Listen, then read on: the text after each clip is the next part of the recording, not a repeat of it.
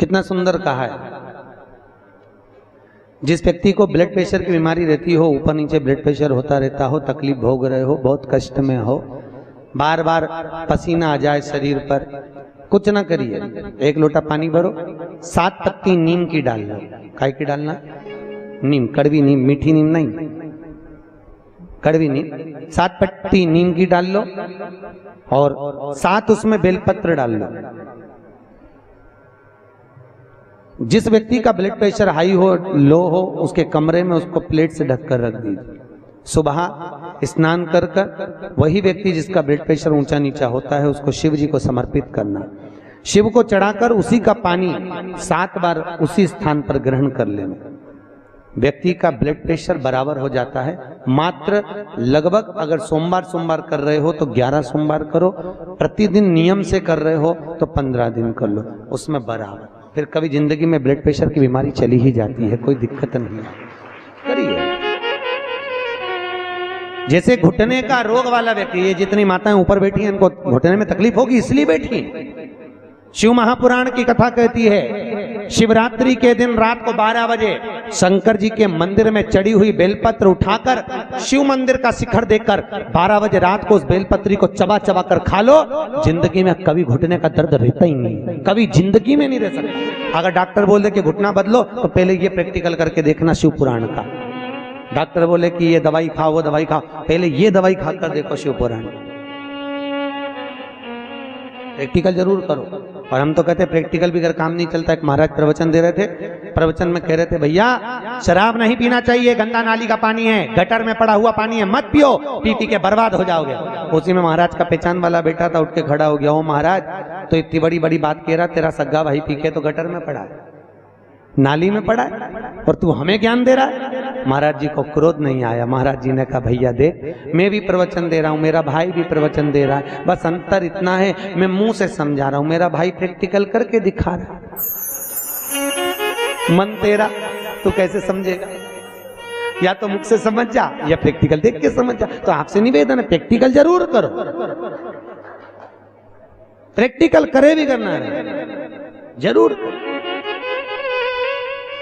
ये भान होना चाहिए, कहीं हो सके सियोर वाला महाराज झूठ तो नहीं बोल रहा। इसलिए शिवरात्रि के दिन, मुख्य शिवरात्रि के दिन रात को 12 बजे शंकर पे चढ़ी हुई बेलपत्र, जिस शंकर के मंदिर की उठाओगे उसी शंकर मंदिर का शिखर देखकर चबा चबा कर खाइए। कभी जिंदगी में घुटने का रोग नहीं हो सकता, जिंदगी भर। पर इसका मतलब नहीं है कि तुम्हारे घुटने चालू हो जाए तो तुम शॉपिंग मॉल में ही बैठी रहो। ईमानदारी की बात है, आज के जमाने में संतों ने रिसर्च करा है। क्या रिसर्च करा?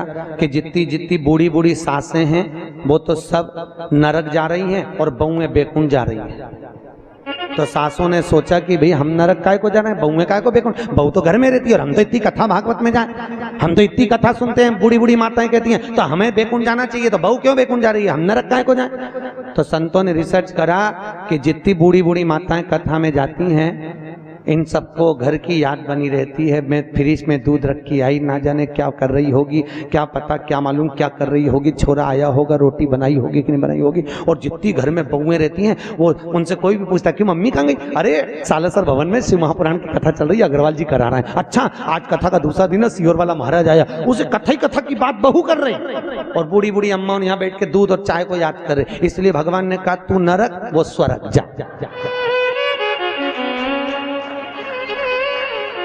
इसलिए निवेदन है आपसे, मन, चित्त, वृत्ति, बुद्धि सब शिव में लगा कर बैठो। हर हर।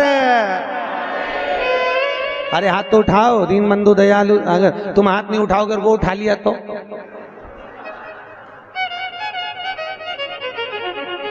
उठाओ जम के। हर हर। बहुत बढ़िया। हम नहीं उठाएगा वो तो हाजिरी भरता है। पहले के जमाने में आप लोगों को तो मालूम होगा, हम तो छोटे थे जब हाजिरी भरते थे, नाम आता था ना, जैसे आप लोग नाम, टीचर नाम बोलते, कर लो, यस सर, बस उसी तरह शिव पुराण में हाजिरी भरते रहो। जब जैसी हाजिरी भरोगे भगवान समझेगा झे, नहीं तो भगवान, तूने हाथ नहीं उठा, भगवान समझे निपट गई, यमराज को भेज दिया ले जा। तो इसलिए हाजिरी भरते रहो।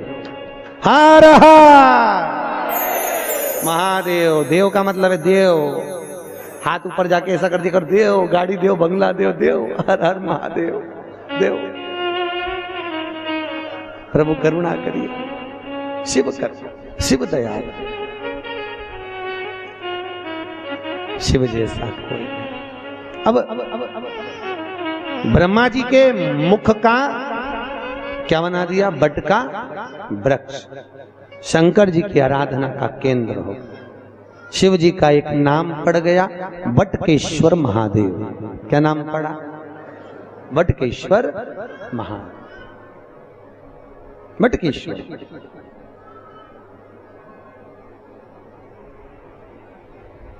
बटकेश्वर महादेव। शास्त्र कहता है जिस व्यक्ति को जीवन में कोई चर्म रोग हो गया हो, चमड़ी का कोई रोग हो गया हो, गाय की गोबरी, गोबरी जानते हो? अलूनी गोबरी। अलूनी गोबरी का मतलब एक कंडा अलग बात है, उसको थाप थाप के बनाते हैं गोबरी को।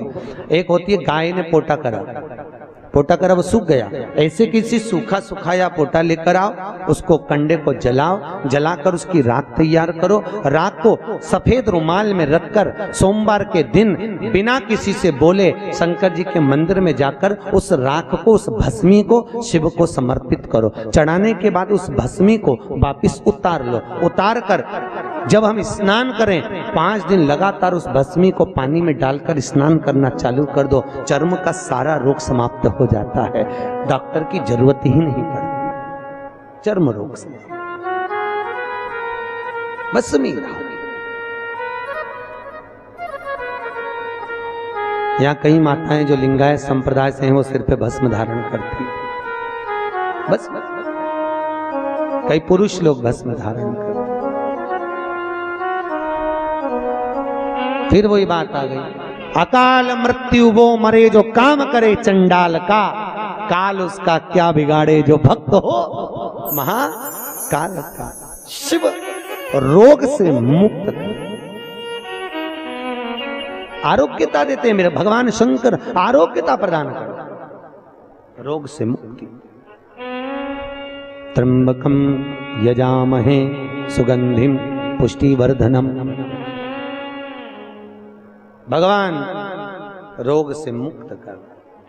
समय आया, आगे जो वर्णन आया भगवान शंकर के नयन अश्रु से रुद्राक्ष का वृक्ष उत्पन्न हुआ। क्या उत्पन्न हुआ? रुद्राक्ष।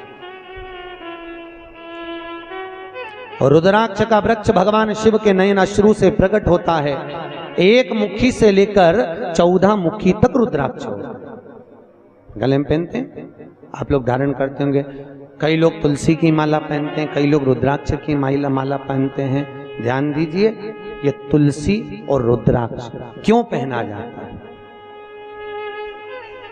जैसे घर में जो मंदिर बनाया जाता है घर के अंदर, उसमें शिखर नहीं होना चाहिए। जिसके घर के मंदिर में शिखर होता है उसके घर में कभी जिंदगी में शांति नहीं रह सकती। इसलिए घर के मंदिर में शिखर का मूलता नहीं रहती। ये उसी तरह है जैसे गरुण घंटी। गरुण घंटी देखी है आपने? वो बजाते हो गरुण जी महाराज की घंटी। ये घंटी का नाद कहाँ कहाँ करना चाहिए? गरुण घंटी का नाद किया जाता है सबसे पहले भगवान के सम्मुख में, ठीक है। दूसरी जगह गरुण घंटी का नाद करना चाहिए फिर अपने रसोई घर में जहां पर परिंदा भरा है उस स्थान पर, पितरों की शांति के। तीसरी जगह जहां पर अपना लक्ष्मी रखते हो, अलमारी तिजोरी, उसके पास में। चौथा घंटी का नाद करना चाहिए दरवाजे के पास में, दरवाजे के अंदर के भाग में।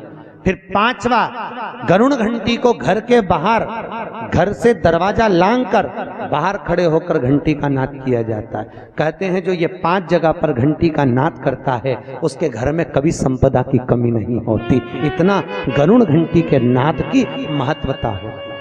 और दुनिया के लोग इतने आलसी हैं, बस भगवान की आरती करे तब घंटी बजाए, उसके सिवा धर दे होते।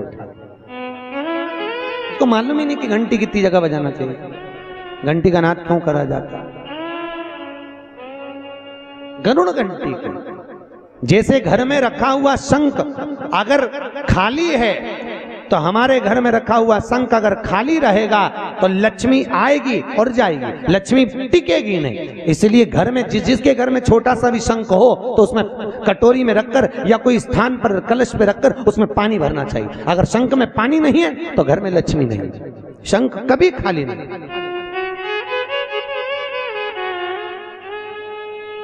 33 करोड़ देवी देवता में केवल एक भगवान शंकर हैं जिनके ऊपर शंख का जल नहीं चढ़ता, केवल एक शिव